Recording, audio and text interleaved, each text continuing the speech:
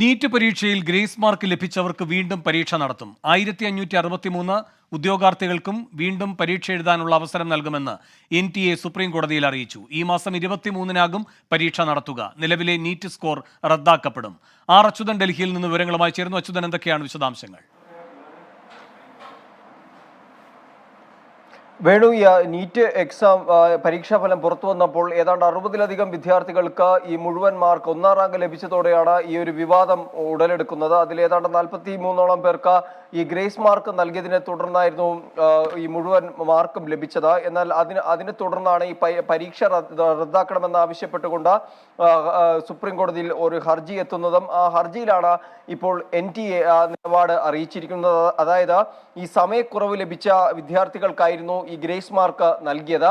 ആ വിദ്യാർത്ഥികൾക്ക് വീണ്ടും പരീക്ഷ എഴുതുവാനുള്ള അവസരം നൽകുമെന്നാണ് NTA നാഷണൽ ടെസ്റ്റിംഗ് ഏജൻസി ഇപ്പോൾ അറിയിച്ചിരിക്കുന്നത്. ആ കണക്ക് പ്രകാരം 1563 ഉദ്യോഗാർത്ഥികൾ വീണ്ടും പരീക്ഷ എഴുതുവാനുള്ള അവസരം നൽകും. എന്നാൽ ആ പരീക്ഷയിൽ പങ്കെടുത്തില്ല എന്നുണ്ടെങ്കിൽ നൽകിയ ഗ്രേസ് മാർക്ക് മാറ്റിയുള്ള ഫലമായിരിക്കും അവർക്ക് നൽകുക. അതായത് നിലവിൽ ഈ ഗ്രേസ് മാർക്ക് ഈ സമയക്കുറവ് നേരിട്ട ഉദ്യോഗാർത്ഥികൾക്ക് ഗ്രേസ് മാർക്ക് നൽകിയിരുന്നു.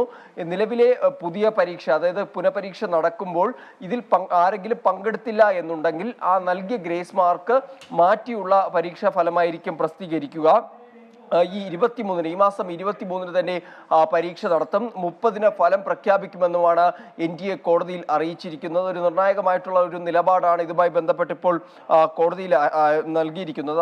അതായത് ഈ NTA നിയോഗിച്ച സമിതി, ആ സമിതിയുടെ റിപ്പോർട്ടാണ് സുപ്രീം കോടതിയിൽ നൽകിയിട്ടുള്ളത്. അതായത് ഗ്രേസ് മാർക്ക് ലഭിച്ചവർക്ക് പുനഃപരീക്ഷ നടത്തും. പരീക്ഷ എഴുതിയില്ലെങ്കിൽ ഗ്രേസ് മാർക്ക് ഒഴിവാക്കിയുള്ള മാർക്ക് നൽകുമെന്നുമാണ് NTA ഇപ്പോൾ അറിയിച്ചിരിക്കുന്നത്. എന്തായാലും അത് കോടതി ആ ഒരു തീരുമാനത്തിനോട് ഇപ്പോൾ കോടതിയും അഭിപ്രായം രേഖപ്പെടുത്തിയിട്ടുണ്ട്. എന്തായാലും 23-ന് പുനഃപരീക്ഷ നടത്തുമെന്നാണ് അറിയിച്ചിരിക്കുന്നത്. വേണു, അച്യുതൻ, ഈ ഗ്രേസ് മാർക്ക് മാത്രമല്ലല്ലോ വിദ്യാർത്ഥികൾ ഉന്നയിച്ചിരിക്കുന്ന ആശങ്ക. ചോദ്യപേപ്പർ ചോർച്ചയുണ്ടായിട്ടുണ്ട്. ഹരിയാനയിലെ ഒരു കേന്ദ്രത്തിൽ 6 കുട്ടികൾ പരീക്ഷ എഴുതിയവർക്കെല്ലാം ഈ പരമാവധി മാർക്ക് കിട്ടിയിരിക്കുന്നു. അങ്ങനെ പല ആശങ്കകൾ അവർ പറയുന്നുണ്ടായിരുന്നു. അതിലൊക്കെ എന്താകും തീരുമാനം?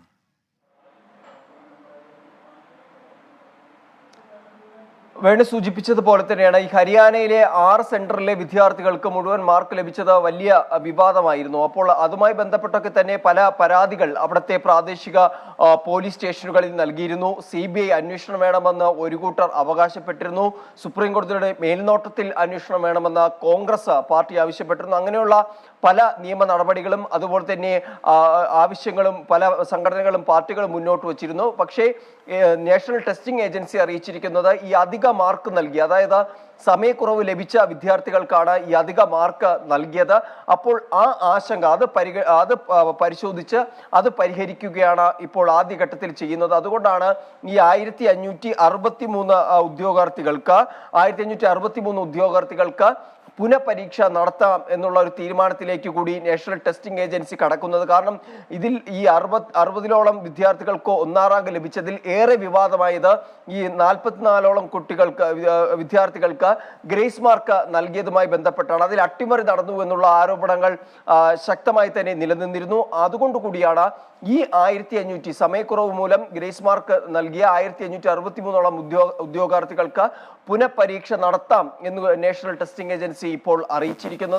അതായത് ഈ ഒരു ക്ലോസ് മുന്നോട്ട് വച്ചിരിക്കുന്നത്, ഈ പുനഃപരീക്ഷ നടത്തുമ്പോൾ ഏതെങ്കിലും കാരണത്തിൽ വിദ്യാർത്ഥികൾ പങ്കെടുത്തില്ല എന്നുണ്ടെങ്കിൽ, ഈ പുനഃപരീക്ഷയിൽ പങ്കെടുത്തില്ല എന്നുണ്ടെങ്കിൽ അവർക്ക് ഗ്രേസ് മാർക്ക് ഒഴികെയുള്ള ആ പഴയ മാർക്ക് അത് നൽകും. അതിൽ ഗ്രേസ് മാർക്ക് ഒരു തരത്തിലും ആഡ് ചെയ്യുകയില്ല. പകരം ആ പഴയ മാർക്ക് തന്നെയായിരിക്കും, ഒഴിവാക്കിയുള്ള മാർക്ക് തന്നെയായിരിക്കും നൽകുക എന്നാണ് നാഷണൽ ടെസ്റ്റിംഗ് ഏജൻസി അറിയിച്ചിരിക്കുന്നത്. അങ്ങനെ ആ ഒരു ആശങ്ക, അതായത് ഈ അട്ടിമറി സാധ്യതകൾ ഉണ്ടായി എന്ന തരത്തിൽ ഉയർന്ന ആരോപണങ്ങൾ അത് പരിഹരിക്കുന്നതിനും അത് ഒഴിവാക്കുന്നതിനും കൂടിയാണ് നാഷണൽ ടെസ്റ്റിംഗ് ഏജൻസി ഇപ്പോൾ ഈ ഒരു നിലപാട് സുപ്രീം കോടതിയിൽ അറിയിച്ചിരിക്കുന്നത്. വേണു, ശരി. അച്യുതനാണ് ഡൽഹിയിൽ നിന്ന് വിവരങ്ങൾ നൽകിയത്.